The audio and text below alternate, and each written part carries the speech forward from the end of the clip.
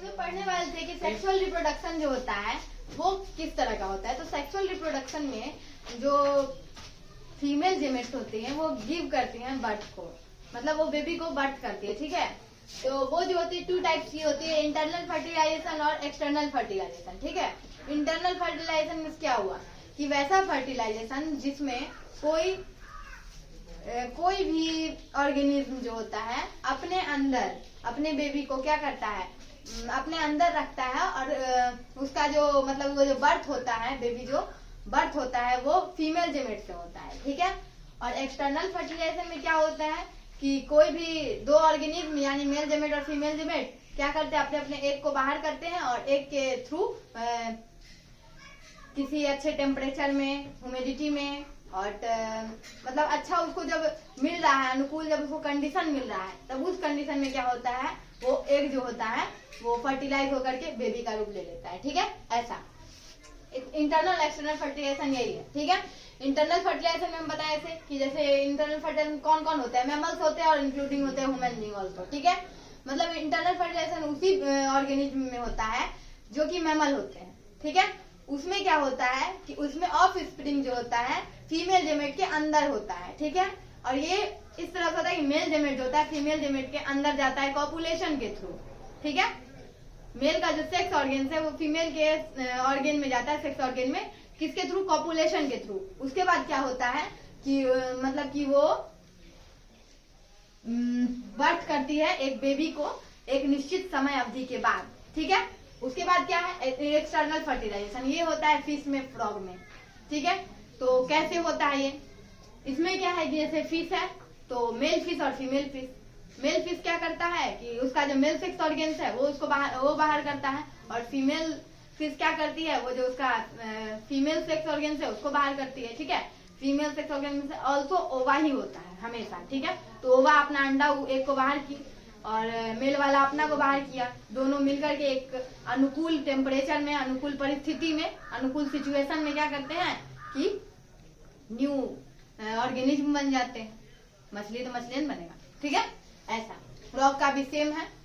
तो इस तरह से ये दोनों ये सब क्या करते हैं, रिप्रोडक्शन करते हैं। इस बात को समझ में आ गया, ठीक है। एक बात और है जो समझना है, इंटरनल फर्टिलाइजेशन ह्यूमन बीइंग में क्या होता है कि जो फर्टिलाइजेशन होता है वो फीमेल के अंदर होता है, बाहर नहीं होता है, ठीक है। अंदर होने के कारण ही इंटरनल फर्टिलाइजेशन कहा जाता है, और इंटरनल फर्टिलाइजेशन सिर्फ मैमल्स में होते हैं, ठीक है। जब कॉपुलेशन के बाद जब मतलब कि कॉपुलेशन के बाद जब बेबी होता है, ठीक है, तो उसको उस स्टेज को, उस बेबी के स्टेज को कहते हैं इम्ब्रो, ठीक है। इम्ब्रो के बाद होता है फीटस, ठीक है। और फीटस के बाद क्या होता है, इम्ब्रो उस सिचुएशन को कहते हैं जिस सिचुएशन में बेबी के ऑल पार्ट्स जो होते हैं डेवलप नहीं होते हैं, उस ऑर्गेनिज्म के टोटल पार्ट डेवलप नहीं होते हैं ह्यूमन बीइंग में, ठीक है। उस सिचुएशन को इम्ब्रो कहते हैं। और फीटस उस सिचुएशन को कहते हैं जब बेबी का ऑल पार्ट्स क्या होता है, डेवलप होता है और पहचाना जा सकता है कि ये कौन सा सेक्स का है, मेल है या फीमेल है।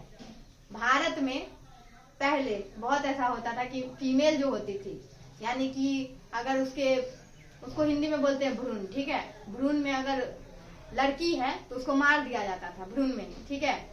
तो ऐसा होता था। तो अब क्या है, अब यह गैर कानूनी घोषित कर दिया गया है, अब चेक नहीं हो सकता है, ठीक है। चेक करके नहीं पता कर सकता है कि फीटस के टाइम पे, यानी कि उसके वम्ब में कौन है, मेल है या फीमेल है, अब नहीं पता किया जा सकता है। अब इससे क्या एक फायदा मिला कि अब लड़कियों की मृत्यु दर जो हुई कम हुई है, ठीक है। बालिकाओं की मृत्यु दर बहुत पहले ऐसा होता था कि जन्म से पूर्व ही बच्चे को मार दिया जाता था, अब ऐसा नहीं है। अब नियम भी बहुत सारा पारित हो गया है, अब ऐसा बंद है करना, ठीक है। ये बात समझ में आ गया। इसके बाद क्या होता है, जब बेबी मदर के वम्ब में रहता है, ठीक है, मदर के बेली में रहता है, तब क्या होता है कि एक लेयर होता है, ठीक है। जैसे मान लिया जाए ये वम्ब है और यहाँ पर एक लेयर है, ठीक है। ये जो लेयर है इसको कहते हैं प्लेसेंटा, ठीक है। ये जानना जरूरी है, एग्जाम में आता है ये क्वेश्चन, ठीक है। ये प्लेसेंटा क्या होता है, एक ऐसा लेयर होता है जो कि यहाँ पर अगर बेबी है मान लिया जाए, ठीक है, ये बेबी के जितने भी मतलब कि एक्सक्रिएशनल प्रोडक्ट है, ठीक है, यानी कि बेकार सामान सब, बेकार हुआ, मल हो गया, मूत्र हो गया, ठीक है, ये सब बेकार चीज सबको क्या करता है, एक्सक्रिएट करके प्लेसेंटा के लेयर में भेजता है। प्लेसेंटा उसको क्या करता है, थ्रू मदर के एक्सटर्नल ऑर्गन्स में भेज देता है। समझ में आ गया, एक्सक्रिएशन ऑर्गन्स में, और एक्सक्रिएशन ऑर्गन्स के थ्रू वो बाहर आ जाता है। ये इसका वर्क है प्लेसेंटा का। एग्जाम में आता है, पिछले बार 2022 के एग्जाम में आया था बिहार बोर्ड में ये क्वेश्चन, प्लेसेंटा क्या है, ठीक है। तो बस यही बात था, समझ में आ गया होगा।